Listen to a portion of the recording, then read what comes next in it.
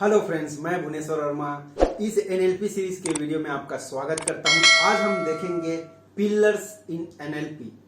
NLP के क्या स्तंभ हैं, क्या प्रिंसिपल्स हैं, क्या सिद्धांत पे एनएलपी काम करता है।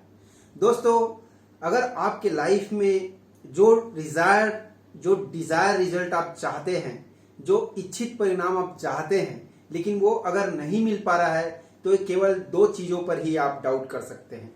पहला चीज कि आप पिलर्स के हैं, जो एनएलपी के जो पिलर्स हैं उन्हें प्रॉपरली अप्लाई नहीं कर रहे हैं। दूसरा, जो बिहेवियर आपको डिलीवर करना चाहिए वो बिहेवियर की डिलीवरी नहीं हो रही है। तो हम पहले देखेंगे कि एनएलपी के क्या क्या पिलर्स हैं। तो सबसे पहले पिलर्स में हम देखते हैं कि पहला पिलर है दैट्स यू, क्योंकि एनएलपी आपसे ही चालू होता है और आपसे ही खत्म होता है।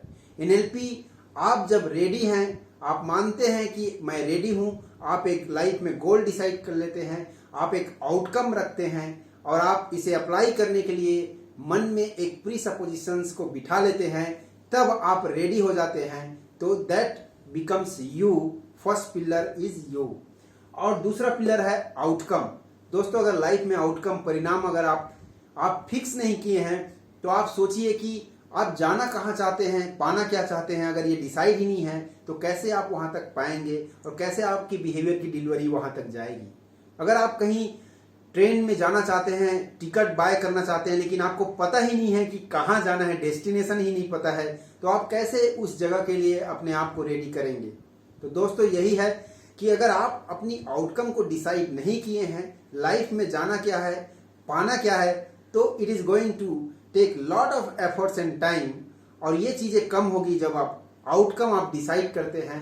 तो यहाँ पर हम सीखेंगे कैसे आउटकम को आप डिसाइड करते हो, क्या क्या स्टेजेस हैं, ये हम जरूर आगे सीखेंगे। और तीसरा है रेपो, जिसको हम बोलते हैं तालमेल।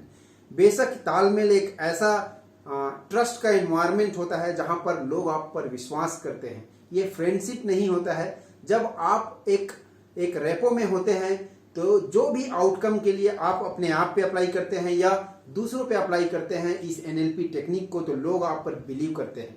लेकिन जब आप रेपो में नहीं होते हैं तो वो आउटकम नहीं मिलता है आपको। दूसरों के साथ जब आप अप्लाई करते हैं इसे, तो लोग आप पर इसके बिलीव नहीं करते। वो ट्रस्ट का जो फीलिंग है वो नहीं आता है और ये एनएलपी का चीज उस पर काम नहीं करता है। तो हमेशा याद रखिए कि कहीं भी हमें काम करना है तो हमें हमेशा रेपो में ही रहना है।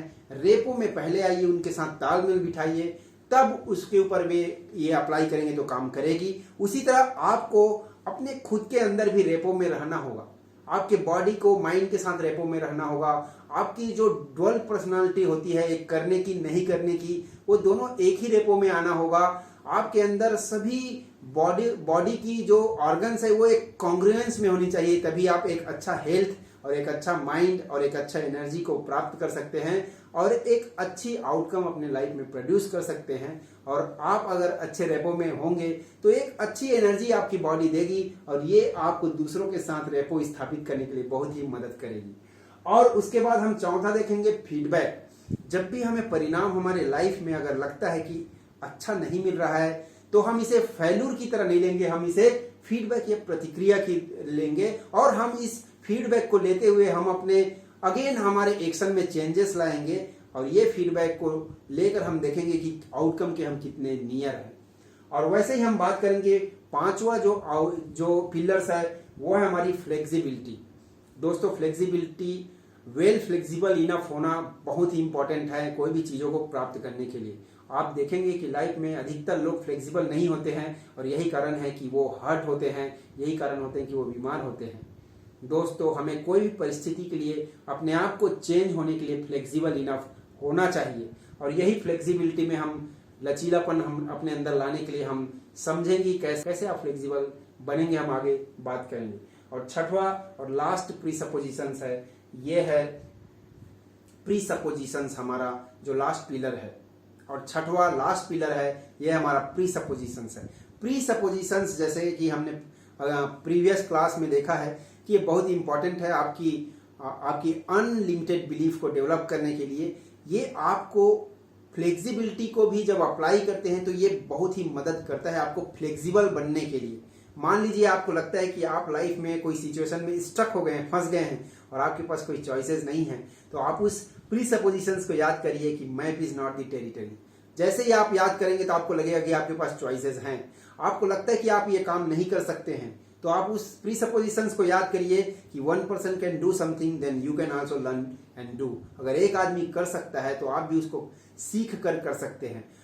अगर आपको लगता है कि आपके पास चीजों की कमी है, रिसोर्सेज नहीं है, देन आप एक प्रीसपोजिशंस को याद कर सकते हैं, you have all the resources you need. तो दोस्तों ये सभी पिलर्स आप अपने अंदर ये जमाइए और ये चीजों को सीखिए। आपको एक अच्छे परिणाम देने के लिए पिलर्स, एक स्तंभ एक चाहिए, जो आगे हम अच्छे से डिटेल में पढ़ेंगे। So thank you very much.